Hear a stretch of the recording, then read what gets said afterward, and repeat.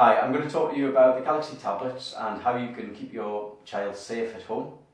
As you know, we have filters in school which protect students from inappropriate content and websites that they shouldn't be going on. We also protect them from apps which we don't want to display in the app market. However, our school controls don't extend to the home.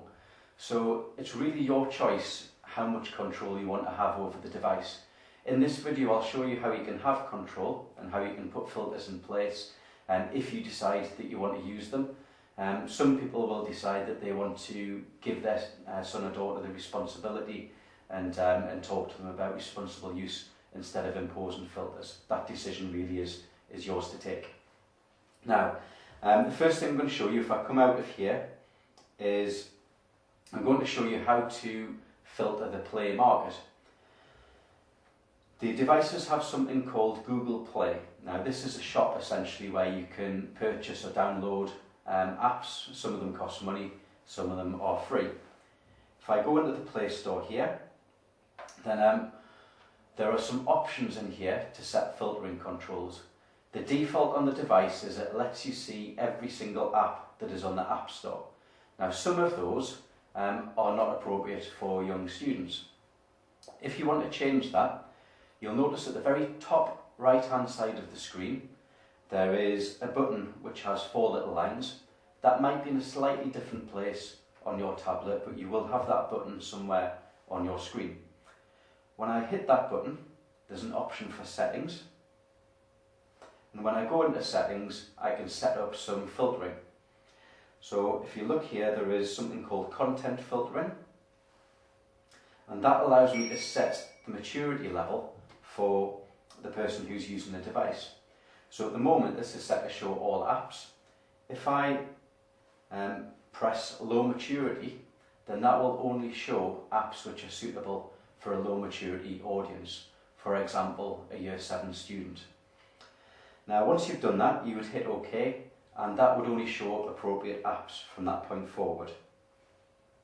You might be thinking, well, the student could go in and they could just put that filtering back on and then they could see any app in the App Store. Well, if you look further down the page, you have the option to set a PIN. So if you wanted to, you could hit that and you could set a PIN so that only you or somebody who knows that PIN can change the settings on the device, so your child couldn't go in and just change them themselves. So that's one way that you can protect your son or daughter if you want to. I'm now going to talk about browsing. As you know, when you go on the internet, this is open to a whole load of websites.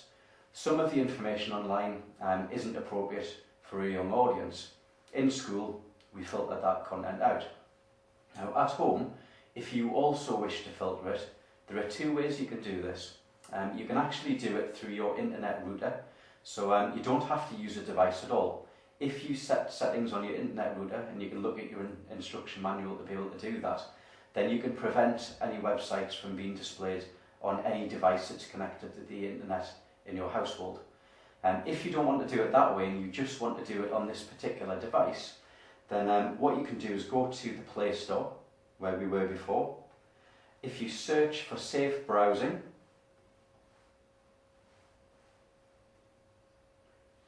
there are a number of different browsers that you can find, which will help you to stay safe.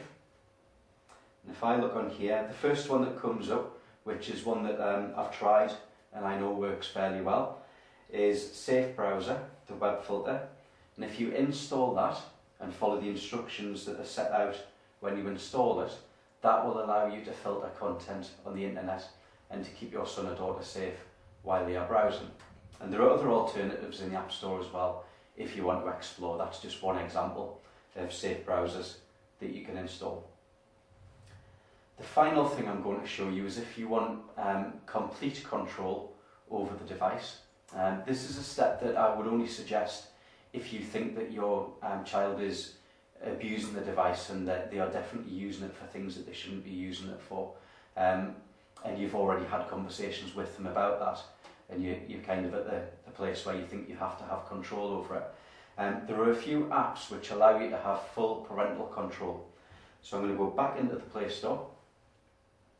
There are different apps that you can use for this. I'm going to introduce you to one called Kids Place, which is spelt with a Z.